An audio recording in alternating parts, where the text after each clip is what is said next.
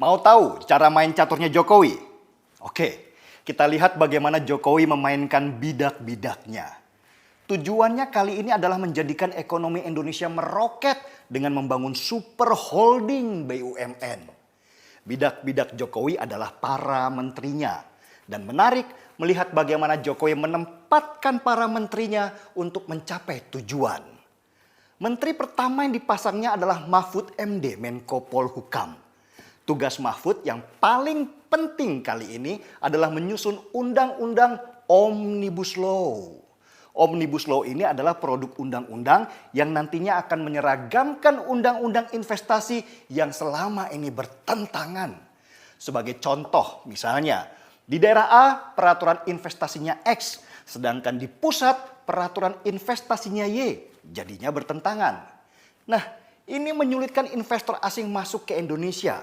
Omnibus Law akan membuat peraturan yang mengikat dan menjadi rujukan para investor untuk berinvestasi di daerah. Dan yang kedua adalah Kepala BKPM, Bahlil Lahadalia.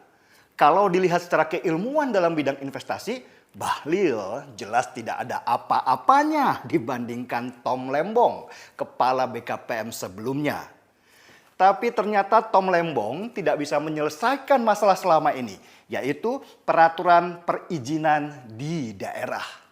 Bahlil lah yang dirasa cocok, harus pakai gaya preman untuk mendobrak masalah di daerah, bukan model ningrat macam Tom Lembong punya. Yang ketiga, Mendagri Tito Karnavian. Tito punya urusan mengatur regulasi terutama perda-perda daerah. Salah satunya mengatur kembali pilkada langsung yang malah menjadikan bupati dan wali kota raja-raja kecil yang menghambat investor asing dengan segala peraturannya yang rumit. Yang keempat, ada KPK. KPK selama ini dianggap sebagai momok untuk pemerintahan daerah melakukan inovasi supaya investor asing masuk. KPK baru nanti akan fokus membangun sistem pencegahan korupsi daripada hanya sibuk dengan OTT sebagai citra dirinya. Nah, sesudah masalah perizinan itu sudah dibangun panglima-panglima perangnya, Jokowi kemudian membangun kendaraan perangnya lewat konsep super holding BUMN. Super holding BUMN ini adalah perusahaan super yang nanti akan membawahi holding BUMN yang sudah ada. Rencana namanya adalah Indonesia Incorporation. Untuk apa super holding BUMN ini? Fungsinya sama dengan perusahaan investasi negara, Temasek Singapura, dan Khazanah Malaysia. Dengan menggabungkan aset seluruh BUMN dalam satu wadah perusahaan investasi, maka perusahaan super holding ini akan bisa membeli saham perusahaan-perusahaan multinasional. Dan ketika pemerintah sudah masuk dalam struktur manajemen, maka perusahaan akan diarahkan untuk investasi di Indonesia.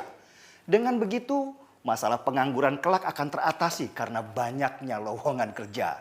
Ada pepatah yang mengatakan, kalau kamu tidak bisa memaksa mereka masuk ke tempatmu, maka beli mereka. Berapa sih sebenarnya total aset BUMN kita? Untuk melihat perbandingan dengan negara lain, kita lihat dulu perusahaan negara Khazanah Malaysia. Mereka mengelola aset BUMN mereka senilai total 500 triliun rupiah. Sedangkan Temasek Singapura yang sudah mendunia itu, nilai total asetnya 3.000 triliun rupiah. Dan Indonesia? Ini yang mengagumkan. Jumlah total aset BUMN di Indonesia kalau digabungkan semua menjadi satu, nilainya lebih dari 8.000 triliun rupiah. Ini berarti kita jauh lebih besar dari Khazanah Malaysia dan Temasek Singapura. Tapi jangan bandingkan dengan Cina yang punya badan investasi negara bernama SASAC dengan nilai aset 338.000 triliun rupiah. Wow. Untuk itulah Jokowi menempatkan bidak terakhirnya bernama Erick Thohir untuk menjalankan kendaraan perang itu. Erick Thohir dalam skala menengah adalah pemain investasi level internasional yang sudah diakui. Nilai kekayaan dia saja 20 triliun rupiah. yang membuat jiwa miskin kita bergetar dengan hebatnya.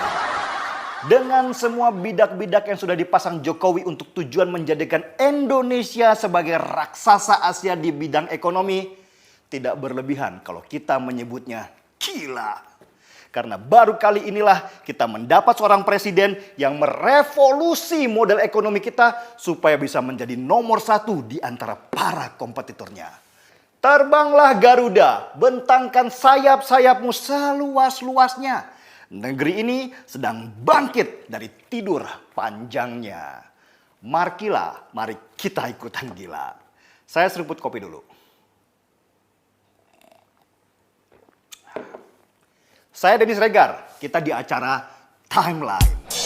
Saya yakin jika kita sepakat dengan satu visi Indonesia maju, kita mampu melakukan lompatan kemajuan. Lompatan untuk mendahului kemajuan bangsa lain. Sebagai kepala negara yang merangkap kepala pemerintahan, sebagai presiden dalam sistem presidensial yang dimandatkan oleh konstitusi, saya mengajak kita semuanya untuk optimis dan kerja keras. Dan sayalah yang memimpin lompatan kemajuan kita bersama.